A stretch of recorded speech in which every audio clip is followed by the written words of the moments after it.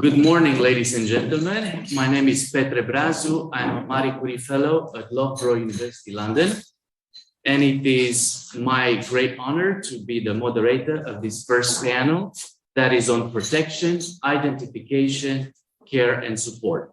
A very big welcome to all of you who join us in person, but here at St. Mary's University, as well as to our online audience. We have four fantastic presenters today. Each of them will speak for about 20 minutes. And at the end of all presentations, we will open the floor for discussion and questions. It is with great pleasure to introduce you to the first speaker, Dr. Vasilia Digi. She is an instructor at Harvard University and a health and human rights fellow at François Xavier Banu Center for Health and Human Rights. She is a forensic and social psychologist and leads the Harvard FXP Center's research agenda on migration and child protection. Since 2014, Dr. Digi has studied child protection and child trafficking amidst humanitarian crisis, the sexual exploitation of migrant children, the impact of repatriation on children and youth, and strategies for increasing resilience and agency among stranded migrant children. Her last studies have focused on Greece, Bangladesh, West and Central Africa, Sudan, and Mexico. Prior to joining Harvard University, Dr. Digi worked extensively on public perception of human trafficking and victim blaming. She holds a PhD in clinical and social psychology and a master degree, actually 2 master degrees in forensic and social psychology. Please welcome Dr. Digi.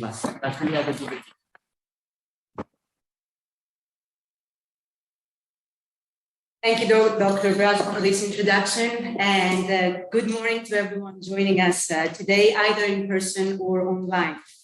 It is a great pleasure for me to be here today, to be among distinctive colleagues working on advancing the knowledge of human trafficking for years, and among people who fight against human trafficking or want to learn how to fight against human trafficking. I'm deeply grateful for this opportunity to further the dialogue around a phenomenon so deeply condemnable and yet so thoroughly vetted in our society.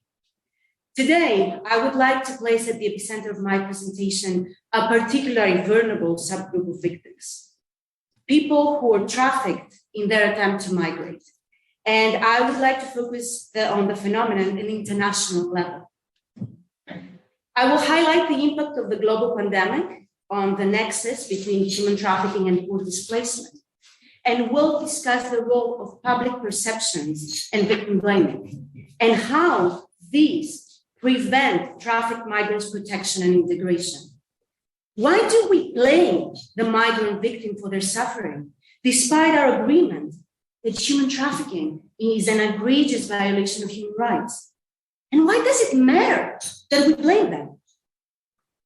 But before I begin, I would like to summarize what we know about the phenomenon and discuss how the COVID-19 pandemic has changed the trafficking landscape as we know it, threatening to cause another wave of mass and forced displacement of people, a wave that will be left without any other option but to rely on the trafficking networks because of the way the current migration governance sees people desperately to flee. So what do we know about human trafficking? If I had to summarize what human trafficking is in a few words, I would say that it is a multifaceted and complex phenomenon, a monster, as it has been described, that continues to spread and expand within and across borders. Human trafficking is a silent and silent humanitarian pandemic, an example of the degraded state of humanity as it has also been described, a pandemic that is sadly tolerated even when proliferating in plain sight. Despite the hidden nature of the monster, we do have an understanding of its footprint. We have shed light on its driving forces and highlighted the human rights violations that arise throughout its multiple durations. We have identified what drives the phenomenon, and most importantly, how it evolves and adapts during periods of humanitarian crisis. And after years of research, we're able to yield some instructive generalizations. We know that the phenomenon does not have clear geographic boundaries. No country is immune to it. No age, no gender is immune to it. Domestic trafficking is as common as international trafficking. And though trafficking patterns adapt quickly to geopolitical challenges, as a general rule, victims are typically moved from poorer to more prosperous parts of a country or a region through areas that provide geographically and legally convenient routes with lower risk of detection. We're proud to say that this knowledge has guided and informed a comprehensive legal framework to combat the phenomenon that is slowly evolving from a purely law enforcement approach to a more grounded, human rights-based approach that places a central focus on its victims. However, there is still a chasm between theory, legal obligation, administrative practice, and public perceptions. Many existing efforts remain disjoint. We have laws, but these laws are not applied evenly.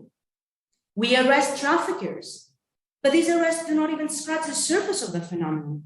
We claim that we protect and rescue victims, but we substitute their victimhood for their illegal status and prosecute them for their illegal status. And we still see a failure in policy priorities, a lack of essential resources for victim care and protection, a lack of clarity around who is and who is not a victim, as well as a lack of basic knowledge and understanding of the phenomenon at a societal level. The last 2 years taught us an additional lesson, that our existing frameworks and practice against trafficking are not flexible, not adaptive enough to global crisis. They taught us that a global pandemic can hold many sectors of our lives. In fact, it can hold our whole life, yet it cannot hold human trafficking. And allow me to be more specific. Existing evidence confirms that the trafficking industry not only did not slow down during the pandemic, but instead it rapidly evolved, exacerbating pre-existing trafficking trends and laying the ground for novel trends to rise. And unfortunately, the new situation hit children particularly hard. We already have examples of groups of people who are trapped in exploitive situations due to the pandemic, situations where the line between consent and coercion is often blurred. And I would like to share some examples. India and Nepal have documented an increase in cases of child marriage as a result of the economic recession. In India, debt bondage condemns families unable to repay loans taken during lockdowns to sell their children to moneylenders. Mexico has documented the sexual exploitation of asylum seekers due to the economic hit to the country's informal markets, with unaccompanied migrant children being most at risk. Thousands of distressed migrants stranded along migration pathways have been further victimized by networks in their attempts to continue their journey.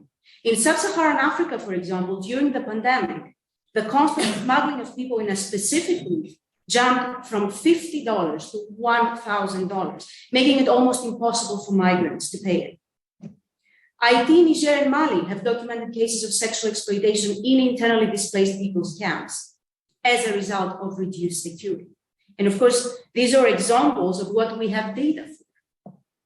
On the other hand, our response to trafficking has not evolved at the same speed, but instead has succumbed to the new challenging environment. As countries have overwhelmingly focused on preventing a public health crisis, combating human trafficking has become less of a priority.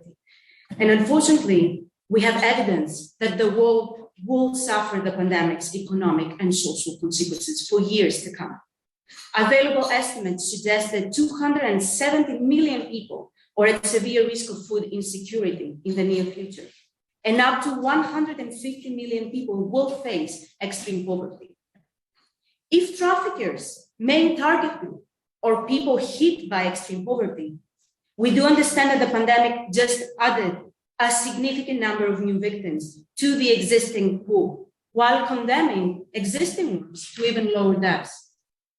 If by the end of 2020, more than 82.4 million people were forcibly displaced worldwide due to persecution, violence, war, famine, and poverty, it is a near certainty that the interrelated effects and shocks of the pandemic will create a new surge of displaced people seeking to survive. And as history has taught us, this migration will not be regular because there are no regular legal migration routes to follow. It will be forced, irregular, highly dangerous, and driven by trafficking networks. We all know that even before the pandemic brought global migration to a virtual standstill, introducing new and Catholically accepted reductions in cross-border mobility that not even the most restrictionist xenophobes could dream of. Zero tolerance migration policies were increasing in the US, across the EU, and beyond to Australia. Sharp declines in refugee resettlement, increasing restrictions to asylum access, growing externalization of humanitarian protection, the significant price of work and education visas, limited access to the global mobility infrastructure have significantly reduced the main legal migration routes. But what is happening when people have no option but to migrate and there are no ways to do so? They're inevitably pushed into situations where price rather than protection determines their mobility prospects. Just in 2015, and just in the context of the European migration crisis, more than 90% of those displaced were forced to turn to criminal networks in order to flee. In 2016, in major European transit countries, we began to literally see for the first time migrants being trafficked in the sex industry for $5 or $10. So they could continue their migration, or at least this is what they were promised. In 2017, the entire world witnessed in real time the thriving slave trade of forced migrants in Libya, the buying and selling of human lives for $300, reminding us that our darkest hours in human history are far from behind us. In 2018, the increasing militarization of Europe's and US's external borders stranded thousands of migrants along clandestine pathways who were then forced into the sex industry, used as drug mules, or pushed into criminal ventures by trafficking networks in the hopes to continue their journey. The pandemic is not a game changer in the nexus between human trafficking and forced displacement, but rather another force that will deepen their interconnection. It has just increased and will continue to increase the number of vulnerable people in desperate need for a solution, pushing them to attempt to migrate in a new era of even stricter migration governors. And regrettably, the trajectory and experience of trafficked migrants is largely overshadowed by the simplistic public typology of illegal migrants, a typology that fuels victim blaming and turns public opinion against them, affecting their rescue, their protection, and their reintegration. And I will explain what I mean. Existing research has shown that people, when forced to face the suffering of others, tend to assign a level of blame to the victims for the negative occurrences in their lives. Why? Because they try to retain their cosmotheory about the existence of a just world where things, bad things, don't happen to just anyone. Bad things happen only to people who provoke them. Whether a victim is defined as an innocent or deserving victim depends on the public opinion's understanding of the victim's situation and the personal characteristics of the victim. And years of study have shown that public opinion is more likely to conceptualize a victim as innocent when the victim is weak and vulnerable, has been victimized by an offender with nefarious intent who is stronger and unknowing to that, has not provoked their victimization in any way, and has been engaged in an activity perceived as respectable. When it comes to migrants who migrated irregularly and got caught in the trafficking industry, public opinion is faced with a fundamental conflict between two opposing discourses. The one that constructs irregular migrants as unwanted outsiders who chose to violate the laws of other countries, who pose potential security threats to national, social, and economic well-being, and the discourse that defines human trafficking as an egregious violation of human rights. This conflict that is also fueled by the rejection of the humanitarian ethic as reflected in the migration policies that wealthy countries adopt, has allowed public opinion to substitute a trafficked migrant status as a victim for that of an illegal migrant whose own actions and choices brought suffering upon them. It has allowed public opinion to blame the victim for leaving their countries in the first place, or for trusting people they should not have, or for not being educated enough to avoid traffickers, or worse. It attributes their victimization to their lust for money. It has allowed public opinion to assign some degree of responsibility to the victim for voluntary engagement in human trafficking. And it has allowed public opinion to normalize their suffering and remain at best indifferent, endorsing an opinion colored by the hostile characterizations of illegals. And this tends to prevent empathy and solidarity from being shown to victims. And what does this mean in practical terms? It reinforces punitive rather than protective migration and asylum practices, leads to victims' detention in camps, oftentimes with their own traffickers, leads to their deportation, prevents protection and integration, and leads to re-victimization. And sadly, public opinion does not seem to dramatically change even when victims or migrant children. During one of my research studies, the words of a citizen made me think many times the role of public opinion in this phenomenon. She told me, I have seen many migrant children waiting in the park and many people approaching them. They choose the child and they leave. When you see it happening, you know it is an atrocity. I blame those who want to use these migrant children, but you know, these children want the money. They are illegal here and they need the money to leave. They know what they're doing and they want to do it. If they didn't want to do it, they wouldn't leave their countries. And I also heard the same narrative from frontline officers, journalists, policymakers, from people who play or may play a significant role in victims' protection. And the migrant children who this citizen was referring to were 15 to 17 years old boys who were trafficked in the sex industry, but were characterized as sex workers and were attributed fully the responsibility of a situation that they never chose and never wanted. Why?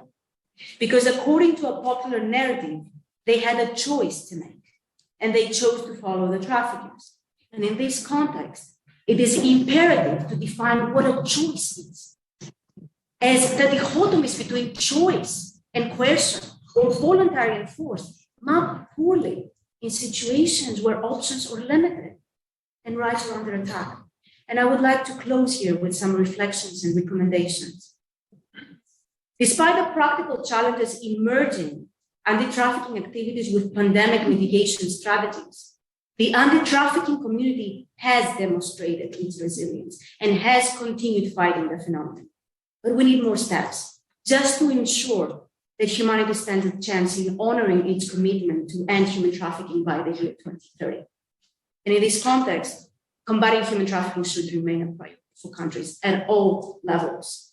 We focus so heavily on preventing a public health crisis that we forgot that the rest of the monsters do not stop hiding in the dark. We need to reclaim our priorities both nationally and internationally. And we need to understand how and why policy and laws pertaining to migration can enable the exploitation of distressed migrants.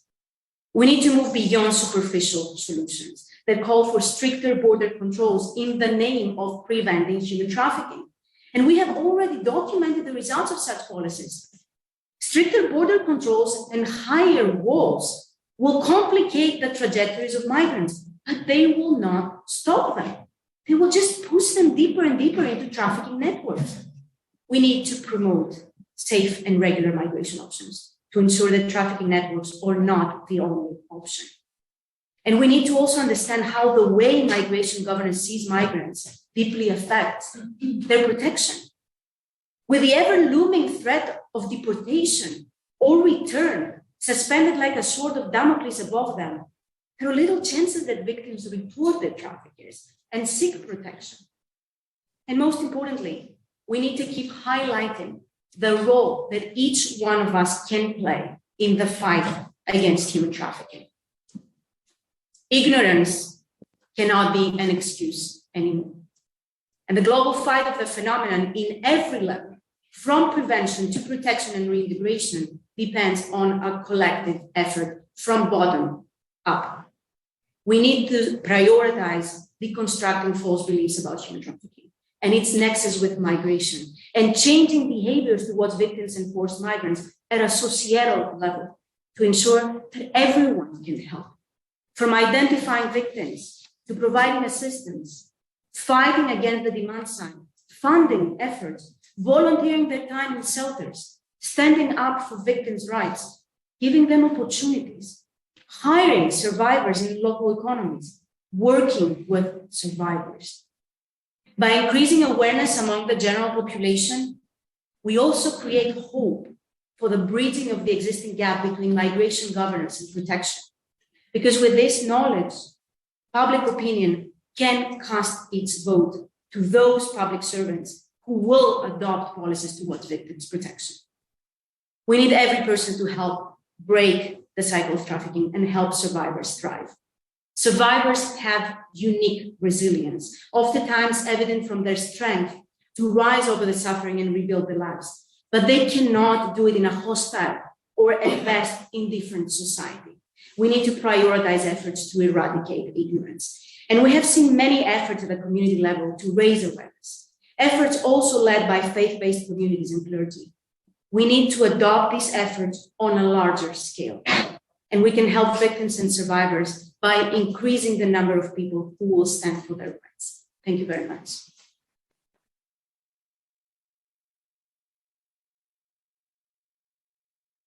Thank you very much, Dr. Girigi, for such an insightful presentation. And we really look forward to the discussion section and questions and answers. I'm not sure if we are ready to move to our next speaker. It is a privilege to introduce our next speaker, Professor Margaret Archer, a world-renowned social theorist. She studied at the London School of Economics and as a postdoc at the École Pratique des Hautes Études Paris, also working with Pierre Bourdieu. She first developed her morphogenetic approach in social origins of educational systems in 1979, reprinted in 2013. She was professor of sociology at the University of Warwick from 1979 until 2010, writing and editing over 40 books, including The Reflexive Imperative in Late Modernity, 2012, Making Our Way Through the World, Human Reflexivity and Social Mobility, 2007, Structure, Agency, and Internal Conversation, 2003, Being Human, The Problem of Agency, 2000, and The Realist Social Theory, The Morphogenetic Approach, 1995. In 2011, she became professor of social theory at École Polytechnique Fédérale de Lausanne and directrice of its new Centre d'Ontologie Sociale. She continues to develop her morphogenetic approach as the explanatory framework of critical realism's social ontology. The center's main project was exploring the morphogenetic society as a possible future for late modernity in a book series edited for Springer in 5 volumes.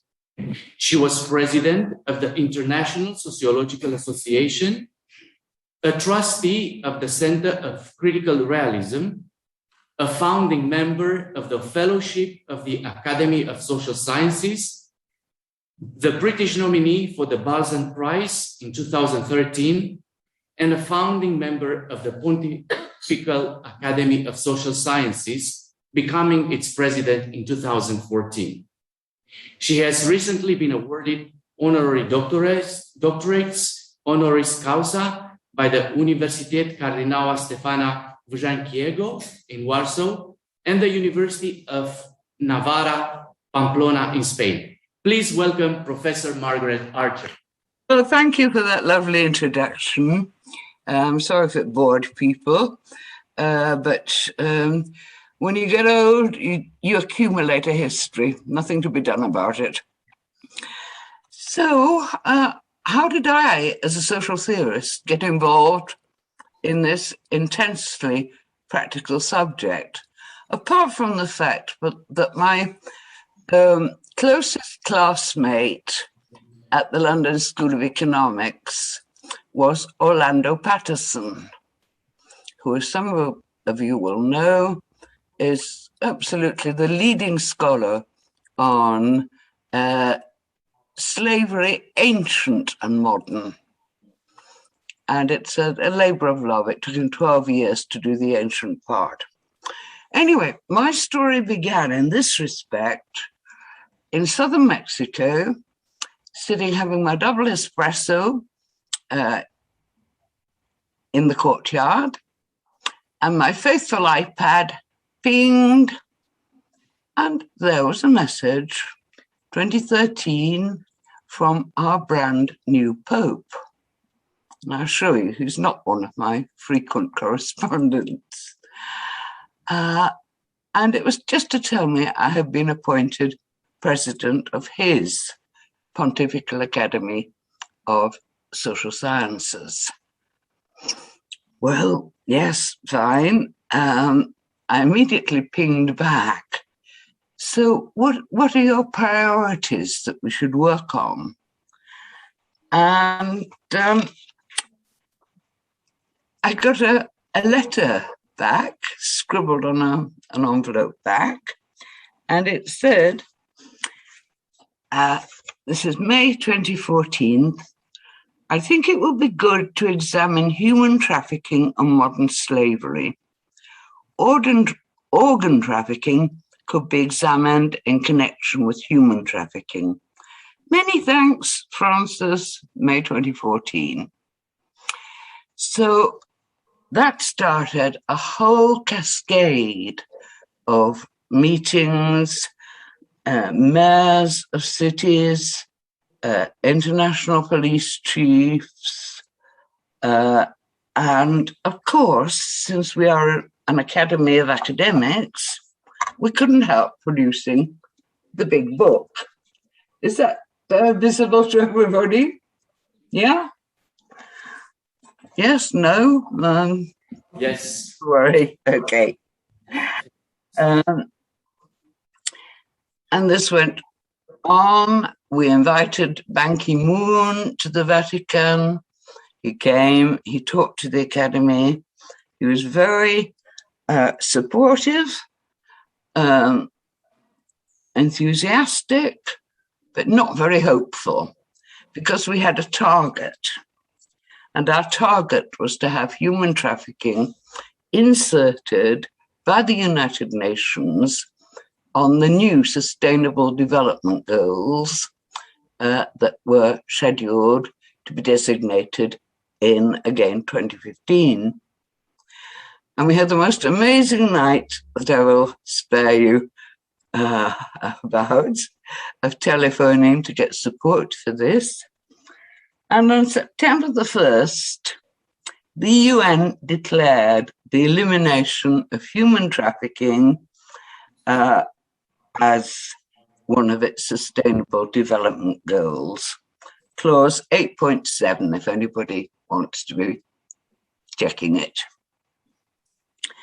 Now, all that raised quite an existential problem for me. Yes, I can write big books, 45 of them, or however many you counted, and organize international meetings. no problem. But didn't this cause call for something more humanitarian? Didn't it call for one to give something of oneself rather than just a few ideas?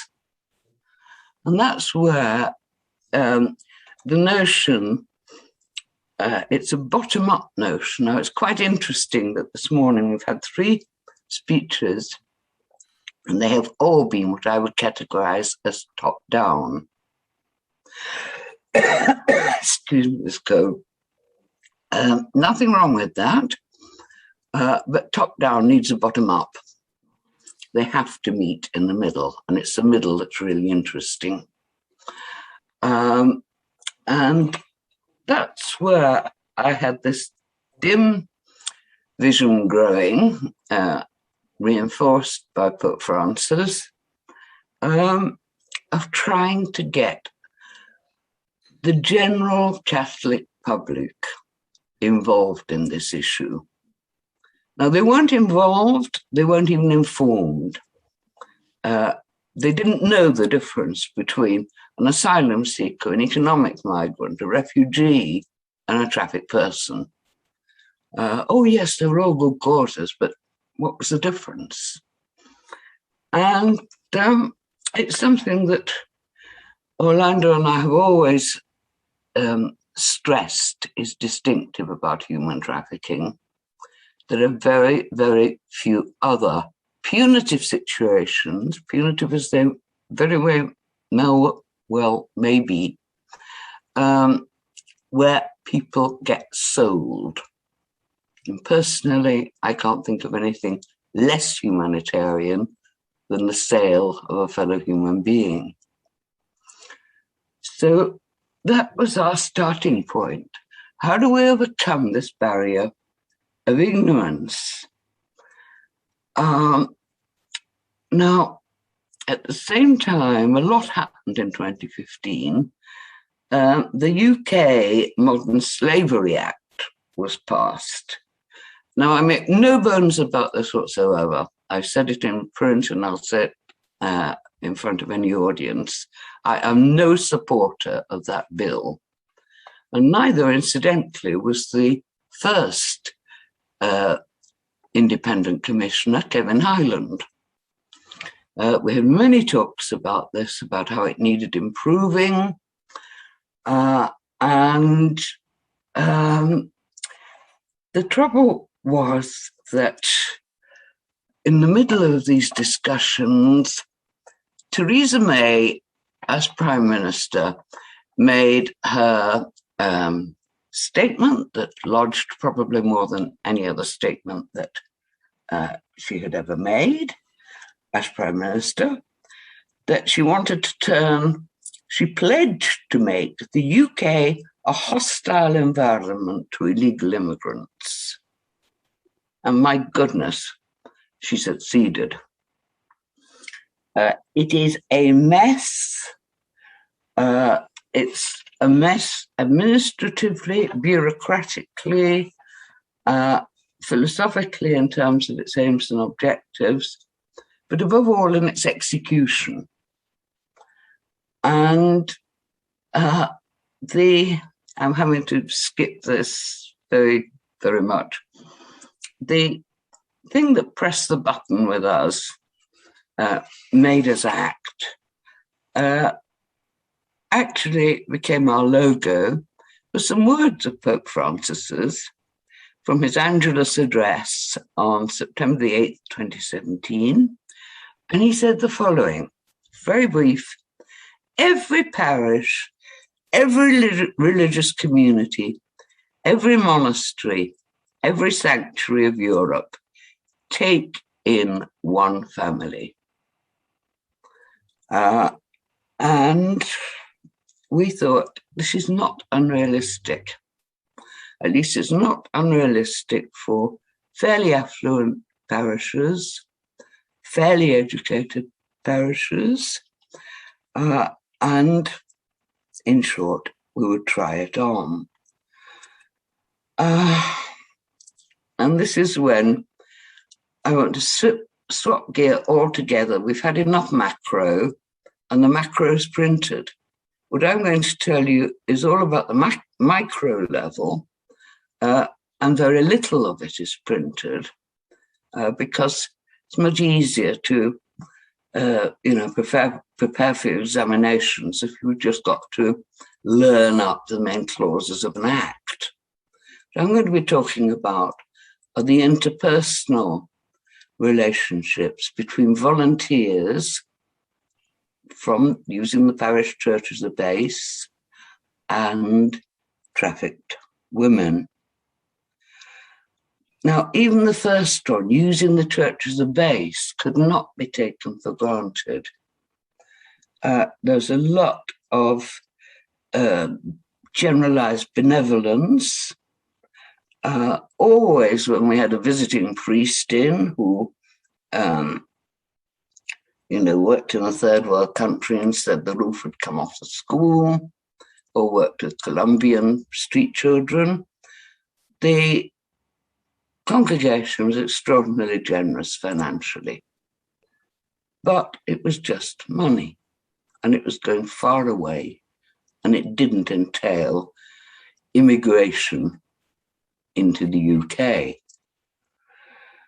And of course, this wasn't helped by the xenophobia that was whipped up by the Brexit party, Nigel Farage and all that.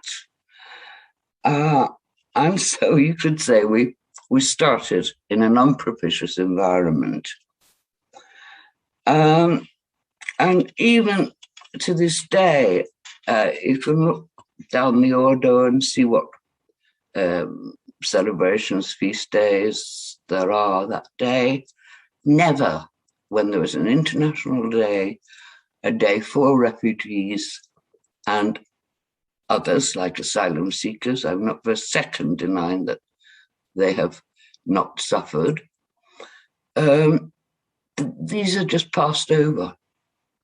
We are a little self-satisfied, bourgeois community with beautiful surroundings, historic castles, historic abbeys, and we like it that way.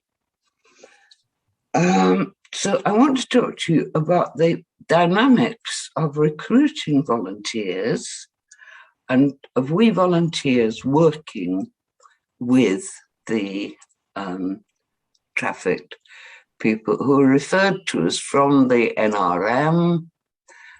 They had been in a safe, one of the 10 randomly chosen safe houses for 45 days.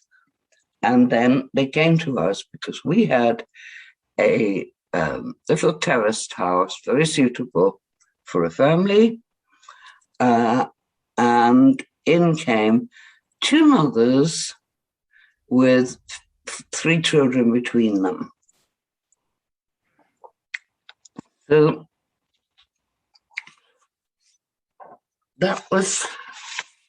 these were the people we had to work with. And for many parishioners who were quite willing to volunteer, actually came and talked about it. They said, "Oh, but I'm retired. I was a school teacher. I have nothing to offer." And to try and get the message over, befriending is doing something positive. That took a long time for the penny to sort of slowly drop. There were yet young mothers who had been completely seduced by digital nutritional science, computerized budgeting, the latest in childcare, and they were frankly just bossy. We do it this way, and so should you. And this is not very helpful. So what I've done in the last 5 minutes or so of this talk is to divide it into 2 parts. The volunteers and the recipients, the trafficked people. So it was a strange and very steep learning curve. For example, I said that this town in the Midlands, Little Kenilworth, the one Walter Scott wrote his big novel about, was an attractive town, a walkable town, a safe town in the sense of having a very low crime rate. We expected them, especially having young kids, but all of whom could, four of whom, three of whom could walk at that stage. They'd be exploring. But whenever any volunteer visited and we tried to, give them one a day, just in case they had anything they wanted to ask. Whenever any volunteer visited, there they were with the shutters down and the lights on, huddled in the sitting room. Thank goodness it was quite big. And I began to get the feeling that this was just the tip of the iceberg of something I came to call passivity. The experiences they've been through were ones of domination.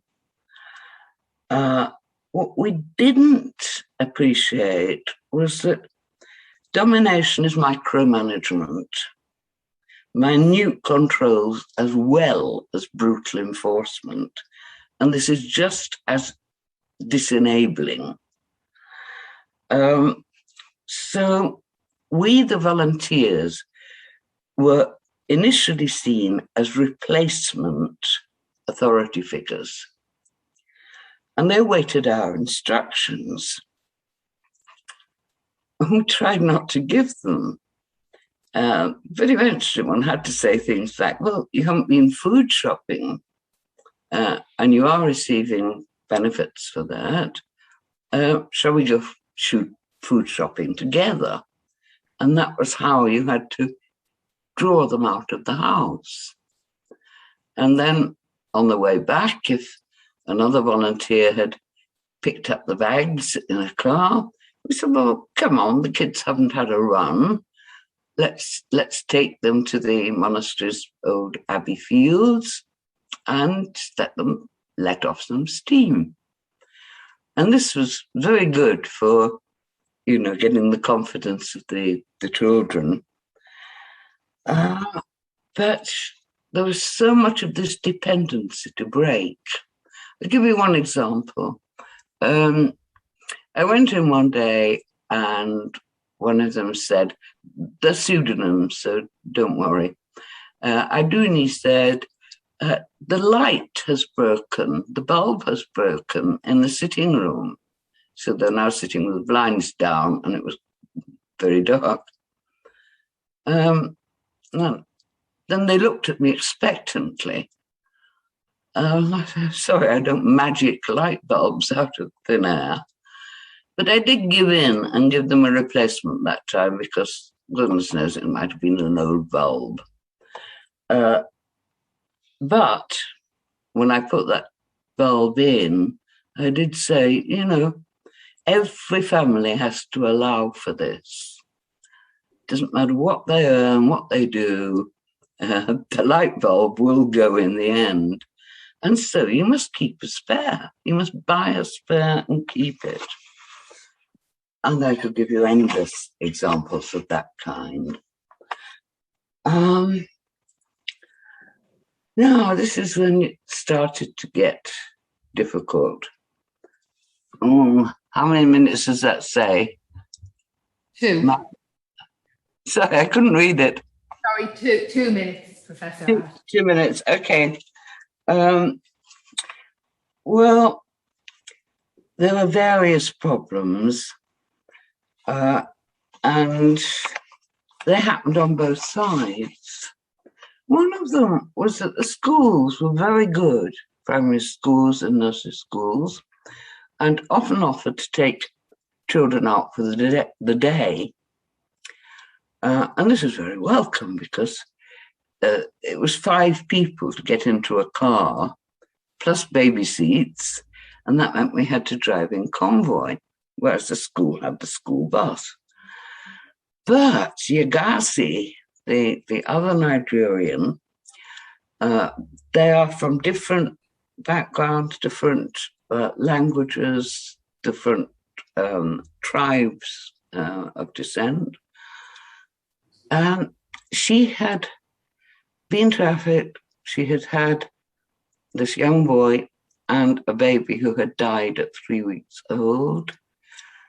And really, the son was all that she had. And we had to appreciate, it was very difficult, we had to appreciate why she didn't want him getting in a bus for the whole day, going off, and maybe she wouldn't see him again, versus his need for some expansion, some new adventures, and so on. And slowly that came. We had to take some intermediary steps, like swimming lessons and other types of adventures. And equally, we had to convince our volunteers to stop talking about stupidities like African foods, as if there wasn't much variation within British Isles as anywhere else. We had to stop the young mothers constantly recommending non-prescription pills and medicines for their children. I mean, the less the better was always my philosophy. During all that, I'm going to stop with the last 2 sentences. During all that, things at the Home Office just dragged on. The appeal to have conclusive grounds for human trafficking was eventually sustained. And let me finish on a high note with Aduni. This is the girl who was trafficked at the age of 9 into domestic servitude in London. And she is now, she's not allowed to go to school in case they were discovered. She is now, I hope you'll rejoice with me, halfway through an open university degree in health and social care. So there are ups, there are downs, there is no formula. It all depends upon human relations. Thank you. Thank you very much, Professor.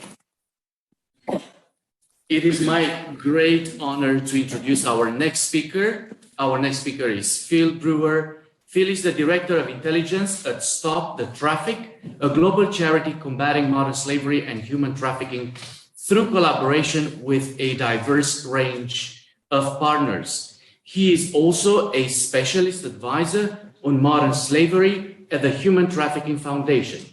Phil was a police officer for nearly 30 years service, retiring from the London Metropolitan Police September 2019 as Detective Superintendent and head of the Met's Modern Slavery Unit. In addition to this role, Phil sat on a number of national modern slavery working groups, as well as regularly representing UK policing at the Europol Trafficking Human Beings Expert Group, Project Phoenix. Phil is also at St. Mary's University, Twickenham, studying for a master's degree in human trafficking, migration, and organized crime. Please welcome Phil Brewer. Thank you. So, good morning, everyone. I feel that you, after the first 2 speakers, I feel that you're slightly shortchanged with me, having listened to the experiences of the previous speakers. So, I've been given 2 subjects to speak about, actually, and probably the challenge for me within this is actually seamlessly linking them together because they are quite distinct and different. But the point of the first one is really just to set the scene and then to move on around how actually in collaboration we can make a real difference. I've messed this up already. Hang on, go to the arrows. Brilliant. So when we talk about criminal exploitation as part of modern slavery, and this really applies to many of the facets of modern slavery. We have an idea of this pure victim and pure suspect concept, but the reality is within this field, within this subject, they quite often merge, and that causes real issues within the processes and systems with those organisations and agencies that are there to prevent, detect and address modern slavery. So I just want to run through some of those, and then my seamless link at the bottom will take me on to the next part, which is looking at how we can reach people in those positions and actually look to inform and educate them, and helpfully sort of remove some of those enablers of exploitation. So as I said, we traditionally, from a policing perspective in particular, we traditionally look at traditional categories of victims, survivors, suspects and witnesses. With modern slavery, it is, I would suggest, highly unlikely that you become a victim of modern slavery just because you happen to be in the wrong place at the wrong time. And what I mean by that is just by walking down the street, down the wrong street, someone pulls up, takes hold of you, kidnaps you, and forces you into exploitation. I'm not saying that doesn't happen, but the chances of that happening, I would say, are remote if it actually happens at all. This is something that is far more long-term, and we heard previously just about what some of those enablers to exploitation are. They are the circumstances that someone finds themselves in. It could be because of the community that they are from. It could just be because actually exploitation is the norm to your life, and actually it's not recognised, and you wouldn't recognise it in yourself, that you were being exploited or were in a position where you were a victim of modern slavery. And in terms of that scenario, when it comes to policing and recognising someone in front of you, whether you are dealing with a victim or a suspect, it can be quite complex. I'll give you the example of county lines. So for those that term means little too, this is where we see young people, but quite often from our inner city estates, who are targeted by friends, associates, and coerced into running drugs around the country at the ages of sort of 12, 13, 14, sometimes younger, sometimes older, to deal drugs on their behalf because of that criminal enterprise to improve the profits of those gangs. You feel part of that group. You are a member of that family, of that. They are your friends that are actually providing you with an opportunity for a better life. And so when it comes to that reaction or that interaction with policing, you might not see yourself as a victim.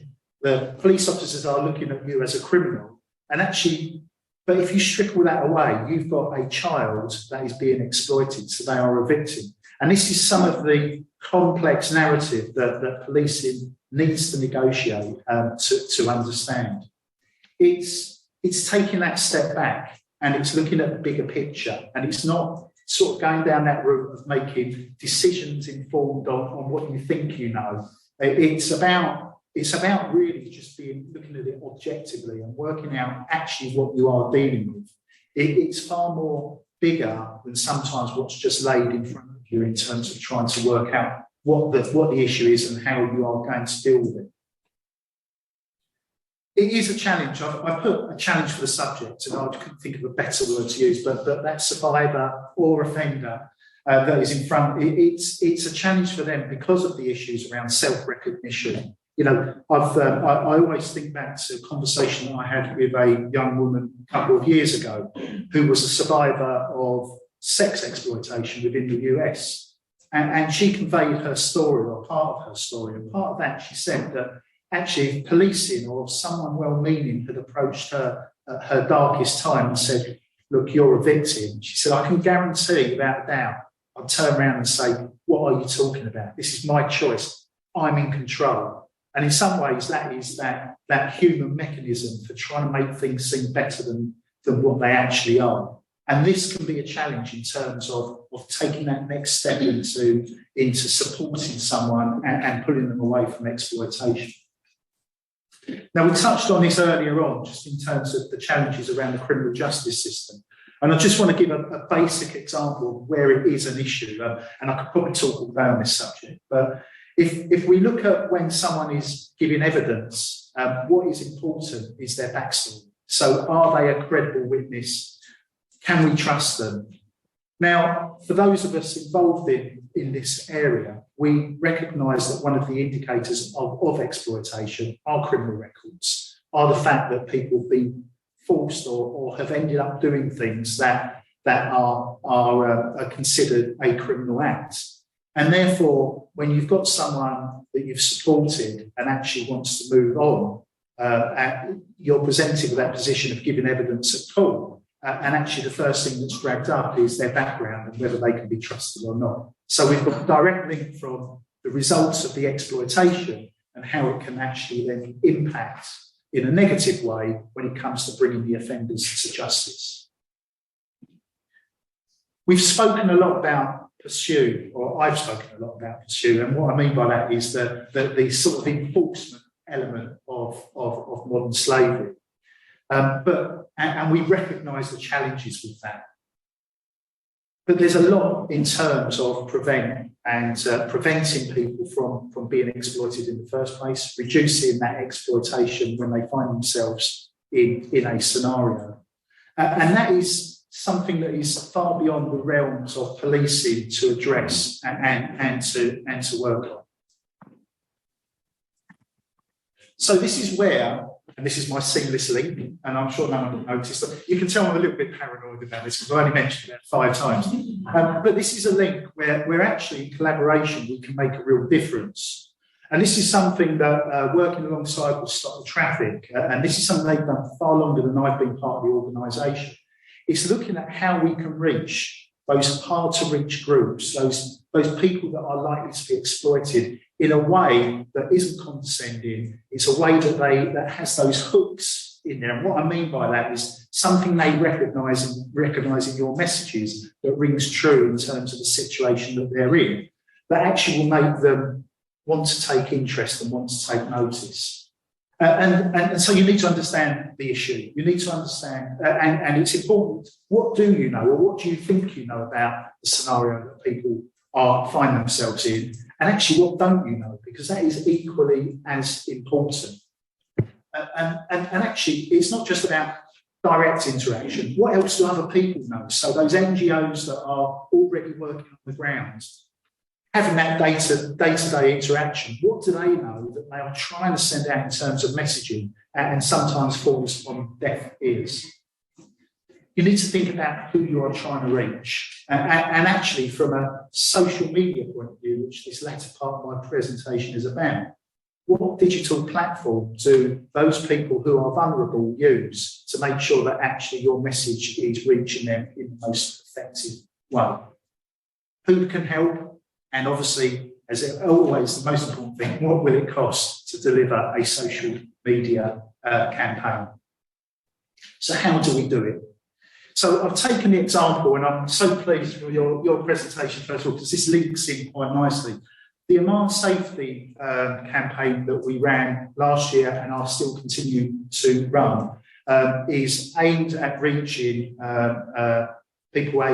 children to age about 25 who have taken that route in terms of migration. They've left their country of origin for a vast range of reasons. It could be persecution, it could be through violence, it could be just because of the economic challenges. There are 1,000,001 reasons why. And have taken, but we know they're big reasons, because anyone who embarks on that journey does so not just because it will be nice to try, it's because they've got to do it to survive. And actually, it's understanding those stories, looking at what the issues are. Within that, there's a real opportunity to gather information about the routes that people take, the typologies, the stories of people about how they make that journey, how the financial element sort of takes place. Is it in cash? Is it a sign up to taking on a debt? How does that work? and actually understanding the types of exploitation that people in those situations find themselves subject to. And I've just listed a few there in terms of that. Just slightly different, so take you away from the mark, but just to give you an idea of what a campaign looks like and how it works. So we try to measure, measure and evaluate how well our message lands, and that is critical. I think of situations, one situation that always sort of remained with me was as the UK started its journey on combating modern slavery, the government ran a series of advertisements on national TV. For me, with some understanding of the issue, I actually found them quite impactful. They were well made. They were 30-second shots around different types of exploitation, labour exploitation, domestic servitude, sexual exploitation. Good messaging, but never evaluated. So we don't know what impact it had on the community, on society, whether people sat up, had a better understanding, were better at recognising what they were, actually made different life choices in terms of not purchasing goods, etc., that may be linked to those exploitative situations. It wasn't measured. So this is really important. If we're going to go to the trouble of reaching people, we need to make sure not just that the information we provide is correct, but also that it reaches in a way that is effective. And therefore, we will do pre and post survey campaigns. We will work with NGOs that are working with survivors to get feedback in terms of whether that message has landed and whether it's landed well. And actually, that pre-campaign helps us design what the campaign itself will look like in terms of language, whether we need to concentrate more on videos, or whether actually we need to, it's quite comfortable in terms of a landing page with written information around where people can seek help. So it focuses on three areas. It's about that research and intelligence, helping us understand, and not just us, but where we can share with law enforcement, with agencies, with governments that can make a difference, providing them with the narrative, with evidence as to what the situation looks like and what they might be able to do in terms of reducing or removing those enablers to exploitation. It's about building on the campaigns, looking at what works effectively and actually how we can develop that in the future. And actually it's looking wider than that. It's looking at how else can we remove those enablers to exploitation, or removing the inhibitors that prevent people from being able to access help. And working with a wide range of partners, so people such as banking, things such as survivor bank accounts, helping people access those things that prevent them from entering mainstream society because of the situations that they found themselves in. So, and actually in some ways, it's actually sharing what we've learned amongst those that are working face-to-face with survivors within refugee camps, etc., and actually helping educate them as well. I am not brave enough to go for the YouTube video, so are you going to... All right, okay. Right, I am brave enough to go for a very short YouTube video. And just to give you an idea of what it looks like. I came to Greece to escape a terrible situation and hoped to find safety here. Living on the streets was hard until I met a man who offered to help. I told him about my situation. He seemed to care and bought me food and some gifts. He introduced me to some people. They made me do things for money. I was exploited many times. I realized this man was not my friend. He warned if I tried to leave, he'd get the police who would send me home. I felt alone and scared. I saw a poster about a place that could help. Their website seemed legitimate. At their office, the staff said there was help for young people like me. I told them what happened. They said this man took advantage of me. Now I'm receiving support. My advice? Be careful who you trust, but don't be afraid to seek help.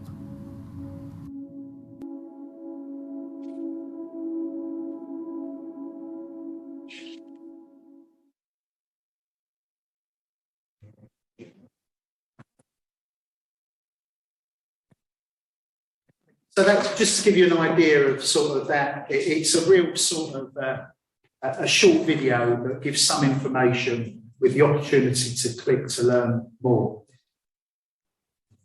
And you know, that fits into that campaign, because this is about providing people with knowledge. It's explaining what the risks are and the fact that people aren't alone in terms of the type of risks that they face. You know, there's this strength in numbers in some respects. You know, they are not alone. It's about gaining that knowledge in terms of both for the survivor, in terms of what help is out there. One of the things that came back from the campaigns is so many people just don't know where they go to for help. So they are literally out on their own, just trying to make it work for themselves, which is highly dangerous. It's signposting to the right organisations that can give them the right help. And it's looking at how, and I take this sort of a little bit tongue-in-cheek, because we spoke earlier on about life choices, and that's a massive thing for me.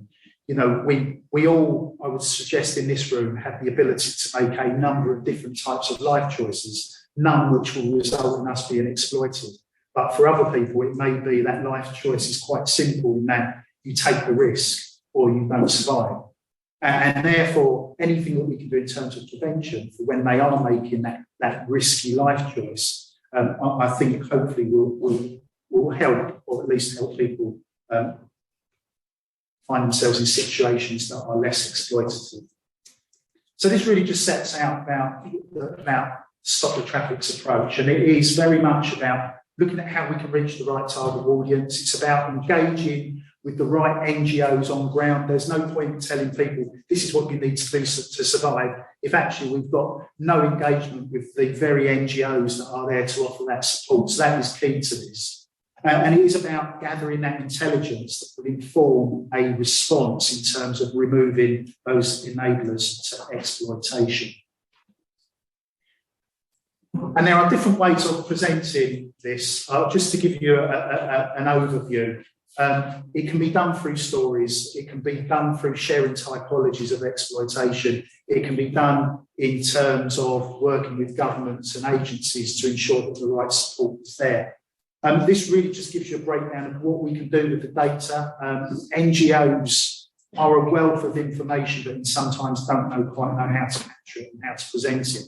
This is just based on structured data, so not necessarily on one story, but just looking collectively, drawing in data on specific points and types of exploitation, and then putting it into a format that at least gives people an idea of where you can focus and go to next. I'm really proud of myself. That's almost on time. Under 20 minutes. Oh, look at that. Yes.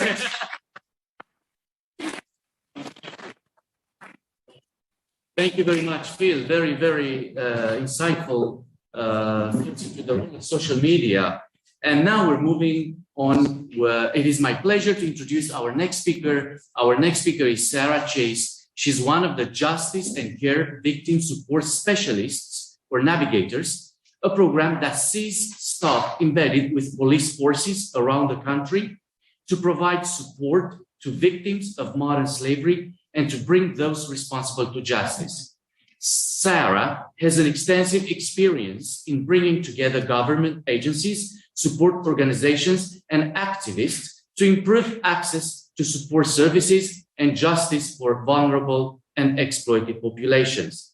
She is based with Surrey Police, where she has pioneered the role, which includes providing training to officers, tactical advice into cases, and critically support to survivors. She has studied and worked internationally in the field of human rights and modern slavery, and currently supports the NRM decision-making process as a member of the Home Office's Multi-Agency Assurance Panel. Please welcome Sarah Chase. So hello, I'm Sarah Chase. I work with Justice and Care as one of the victim navigators, as was already mentioned.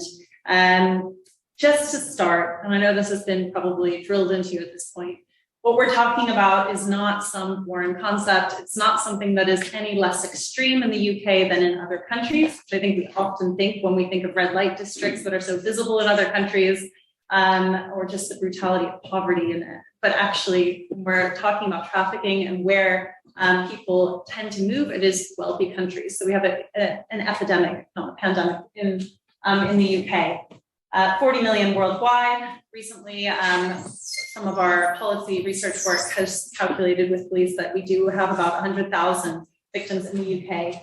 And when we're talking about slavery, we're not just talking about the personal impact, but also this is big business and it's brutal. 150 billion pounds generated every year in profit for criminal networks.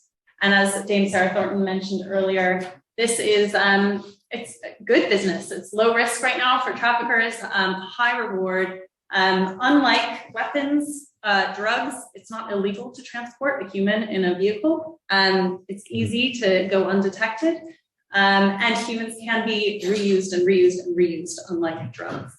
Usually weapons are sold once, humans are sold over and over again.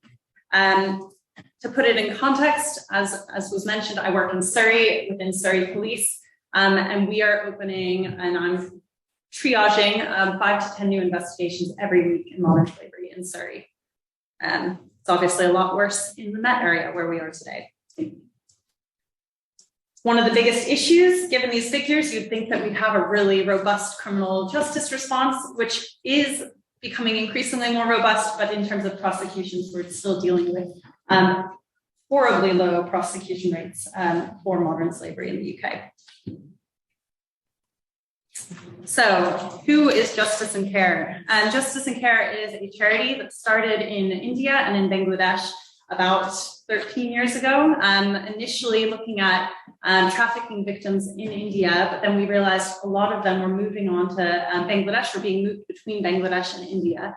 And as has been mentioned already in different presentations, there's a huge issue with people going to one country, possibly being supported to return to the country where they came from, but that country being wrought with vulnerability, poverty, no kind of safe transition back home. So Justice and Care recognized that, said if we're in a destination country, we need to be in the source country as well, working on that prevention and kind of safe repatriation. That work was modeled working directly with law enforcement in both countries for 10 years before Justice and Care started working with police in the UK to actually look at whether or not we had the same gaps, if there were kind of similar solutions to improve victim support, but also to look at the justice side and improving prosecution outcomes.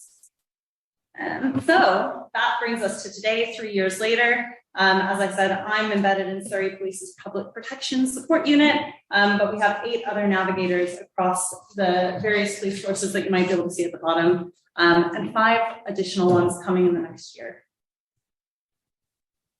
Currently, latest figures as of August is that those 8 navigators are supporting 205 survivors. All of those survivors will at some point come into contact with the various police forces where we're embedded. And apart from that, we also offer strategic advice into those investigations, helping with the planning of warrants, making sure that the victim is kept at the center of any kind of investigation decisions and planning decisions when you're looking at a rescue operation. Specifically, what is our aim? It's to improve victim support at the very heart of everything we do. But by improving victim support, we're looking at actually strengthening modern slavery investigations and increasing those prosecution rates, as I said. Often, Justice and Care, the name of the organization, those two concepts are so kind of viewed separately in our approach and our response to modern slavery. But actually, we will not get justice without a very robust and strong holistic response to victim care. And that needs to be the focus in order to actually look at improving that justice side of things. So we do that as an independent support for victims from the very beginning of an investigation to the point where they are independent, back in their country, or here with an asylum claim going, whatever stage they say, I'm ready, I'm independent, I'm stronger than I once was, and that they feel empowered to do that journey on their own. What's distinctive? There are a number of amazing charities in the UK, as you very well know, working to support victims. We work incredibly closely with police. We have the same clearance as police, and we have access to the policing system so that we can make an informed decision about actually what are the risks we need to be considering, what are the potential barriers unique to that victim as we go into the warrant, and then being able to liaise and update the victim on what's happening in the investigations, critical for what we do. Also critical, that bit about using a victim-centered approach. I think everything we do needs to have the survivor's needs, the survivor's priorities at the very center. That's anything we offer in terms of care, anything that we're offering in terms of justice. Often, I think police or support agencies will get focused on really what their remit is and what they think is the best thing for the victim. We step in as an independent person as early as we possibly can to say, slow down, what does the victim want? What does justice look like for the victim? And we use that, I should say, independently evaluated by, among one other researcher, our very own Ruth Van Dyke here. We use it to collect data to understand what the trends are, what are the victims' needs in the UK, and how can we convert that into policy change, things that will have a systemic impact on filling some of these gaps in the UK. Data is absolutely critical, and it's a lot of the time I spend collecting that data. Why does it matter? So I wanted to illustrate that through a victim's journey that I'm working with, a survivor. Some of my notes on that one. So this survivor that we have, I met her about 2.5 years ago. She, just to give the backstory, which is so critical, she is a mother of a 8-year-old girl in an Eastern European country. She has a sick mother. For 3 summers, she went to the place where she viewed the best opportunity to be able to support her daughter. And that was a neighboring Eastern European country where she had the opportunity to pick fruit and vegetables 6 months of the year for about 70p per hour. And that was the best opportunity in her area where she could legally get a visa. After her mother became increasingly sick, they didn't have the benefits of the NHS. Her house was crumbling, her daughter was starving. She found out about an amazing opportunity in the UK where she would be able to legally work, she'd be supported to come over, and she would be able to clean hotels for 3 months and make more than what she made in that time in the Eastern European country. Absolute desperation combined with a lack of education meant she jumped on that opportunity. She took the trip to the UK, and she did clean hotels for about 3 months, but she was told by the well-meaning people that had brought her over that wouldn't cut it. She was actually increasing her debt every week that she couldn't repay it for that flight that she'd been told was free to come to the UK. And she actually needed to make money faster because it wasn't going to cut it for the gang that brought her over. She was sold into a brothel, and she was trafficked across brothels across the UK for 5 years, having thought she was coming to the UK for 3 months for a hotel cleaning job. That's 5 years separated from her daughter, 5 years serving 10 to 15 customers every single day in the sexual exploitation trade. So by the time police come, we have a woman who is completely broken, who has, in a sense, this has become her normal life. She is at the stage of just thinking there is no hope in her life. And she's also been told police are the enemy, and she believes that. So that's what we're coming out of the stage of actually finding a victim in a brothel, for instance. Usually victims at this stage, when I'm joining police on these brothel warrants, we see them kind of presented or thinking through 3 options that they have. Best case scenario, they accept support in the UK, and they kind of say, I'm a victim, and they run to us and we get them into support and wrap around them. That's the second option. Usually what we see is victims sticking to a script that they've been given by their traffickers because they are told that if they break that script, they will be arrested, that the police are on their side, they're corrupt, they're possibly involved in the trafficking and the rapes, or that if police don't do what they're going to say and the victim remains in that brothel, that they'll be punished for speaking with the police or saying anything off the script. Sometimes all a victim wants to do is return home. So those are really the 3 options that we typically see in that first stage. What's critical is that someone who is there on that warrant, like myself, that I understand the barriers that we've already talked about, Phil kind of addressed as well, but barriers at first encounter, so that rescue, and as well as the barriers ongoing in that journey. The very first two barriers, as I see it over and over again, are fear and shame. Fear of traffickers, fear of police, fear of deportation, fear of repercussions for speaking, and shame, which is just the most powerful barrier for victims. Because when police come in, 15 police in one brothel, 2 women, the last thing any victim wants to say is, yeah, I've been raped 15 times a day. It's the most embarrassing thing that's ever happened to me. I've left my daughter, I believed a lie. How stupid am I? There's so much shame built up for victims who've experienced a few weeks of trafficking, never mind 5 years, like the victim that I've been supporting. So that's a really huge barrier you have to understand. We need to not rush people to telling their stories.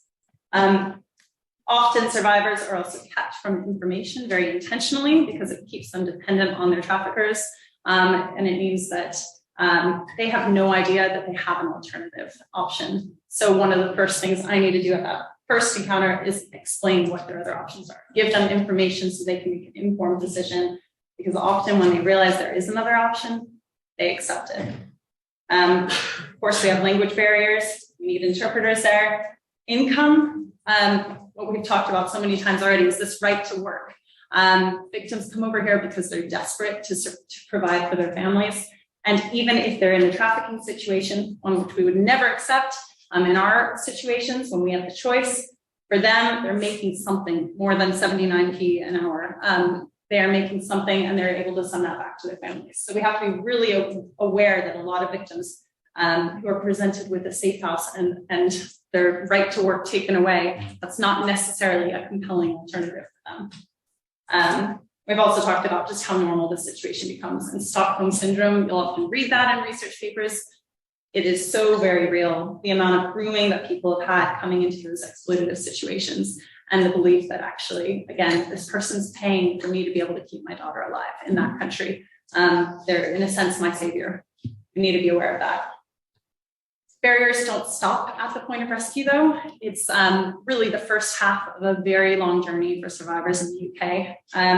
And we've talked about this uncertainty about the future. So many victims, once they're rescued, it's not recovery, it's not easy from there. They're now entered into the asylum system. They're doing an assessment with the Salvation Army to get support. They're suddenly working with counselors. They have no right to work. No right to be reunited with family, like my survivor, 5 years in exploitation, now almost 3 years in support, but unable to be with her daughter because of immigration law. Reliving trauma, all of that time, separation from family, and just the complexity, which I'll give you a little image in a moment of just how complex the system is in the UK. We need to be aware of this in order to properly support victims, in order to properly inform them of what's coming, to be transparent with them, and by being transparent, re-empowering them to make the decisions for themselves that are best for themselves.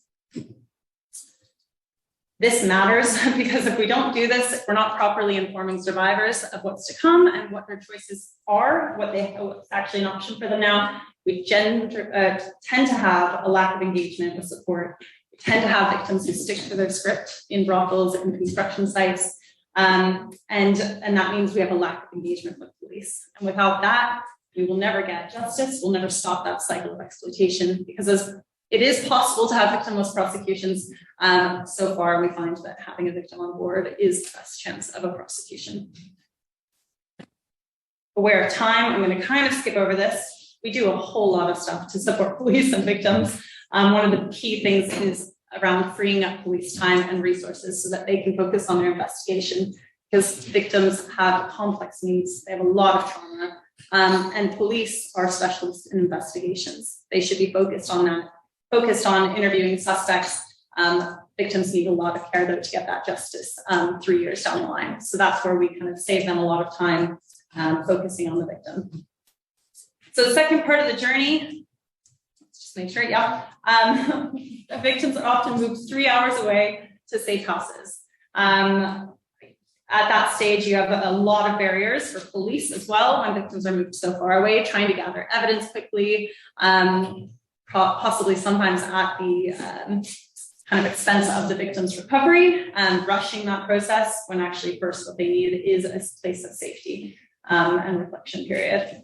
So many places that they have to register. And again, recovery at the beginning is it's not kind of a quick thing when you've experienced 5 years of exploitation, like the survivor I've spoken about. That is minimum a 5-year recovery period. Usually it's a lifelong recovery period. So just having that awareness. I wanted to just give a snapshot because I don't think we see this very much. And this is one of my current 26 survivors I'm supporting, what their kind of support journey looks like. You start out with the initial rescue operation, and probably on that first day or the first 2 days, immediately you have 4 constables around you, a sergeant in this case, safe house support worker if you're transported quickly following the assessment by the Salvation Army, and you have me. Every week, we just expand how many people we're putting in this person's life, all with their own remits, all with their own kind of objectives and goals. And a lot of them are great, and they're to support survivors. Actually, I would say all of these are here for support, but it is a long system, a long process. It's complex. Usually, again, keeping in perspective that these people are dealing with language barriers, with trauma, with fear, and we're introducing them to all of these different people. We get to prosecution, and something I love, bringing out the victim's voice. That's something we need to be doing. It's 3 additional people at the end of a recovery journey where someone has told their story over and over and over again. We just need to be aware of that as we are asking to do these interviews with victims as well. What's great with my role, we simplify it.